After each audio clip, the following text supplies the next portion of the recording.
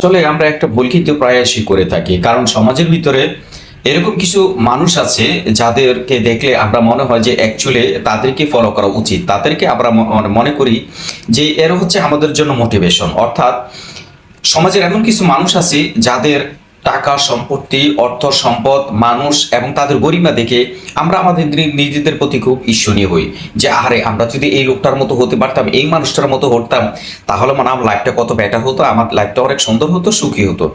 কিন্তু অ্যাকচুয়ালি এটা কিন্তু ওই যে আমরা দেখি, এটা দেখার ভিতরে অনেক সময় কিন্তু মিথ্যা আছে। তা হচ্ছে যখন কিছু অসৎ মানুষ আছে সমাজের ভিতরে যারা হারাম হালাল বাছাই না করে হারাম পথে উপার্জন করে, তারা অল্প কিছুদিনের ভিতরে বড়লোক হয়ে যায় এবং তাদের শিক্ষা দীক্ষার ভিতরে তারা এমন কিছু ভাব দেখায় যে তাদের মতো ভালো মানুষ ওই ফ্যামিলির বা ওই সংসারের ওই গ্রামের মাঝে আর কেউ নেই, একমাত্র তারাই হচ্ছে সৎ এবং সঠিক নিষ্ঠাবান মানুষ।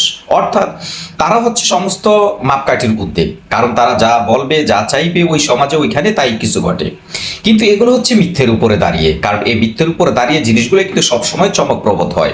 কারণ সত্য যারা সত্য মানুষ তাদের উপর সবসময় বিপদ আপদ মুসিবত লেগেই থাকে কন্টিনিউ। কিন্তু এই অসৎ মানুষগুলি একটা সময় যখন তার সময় ফুরিয়ে যায় তখন পুরোপুরি সে ধ্বংস হয়ে যায়, তার নাম নিশানা থাকে না। কিন্তু একটা সৎ মানুষের জীবন তার দুঃখে কষ্টে গড়া কিন্তু যার জীবন, সে কিন্তু ধীরে ধীরে উপরের দিকে আসতে তার অনেক সময় লাগে। একটা মানুষের জীবনের পুরোটা লাইফই কিন্তু শেষ করে দিতে হয় তার এই কাছাকাছি আসতে আসতে। কিন্তু একটা সময় মানুষ যখন সৎ মানুষটা ওই কাছাকাছি আসে তখন তার একটা অবস্থান তৈরি হয়, ওই অবস্থানটা ওই ভিতটা সেটা সহসাই ধ্বংস হয় না, সেটা সহসাই নষ্ট হয় না, কারণ তার সেই ভিতটা ছিল সত্যের উপরে দাঁড়িয়ে। আজকে আমাদের সমাজে এরকম দেখবেন অসত্যের উপরে দাঁড়িয়ে মানুষ অহরহ আছে, তাদের দিকে তাকালে আমাদের মনে হয় যে তাদেরকে অনুসরণ করা উচিত। অ্যাকচুয়ালি সমস্ত আমরা চক্ষু দিয়ে যা দেখি সব কিন্তু সবসময় সত্য নয়।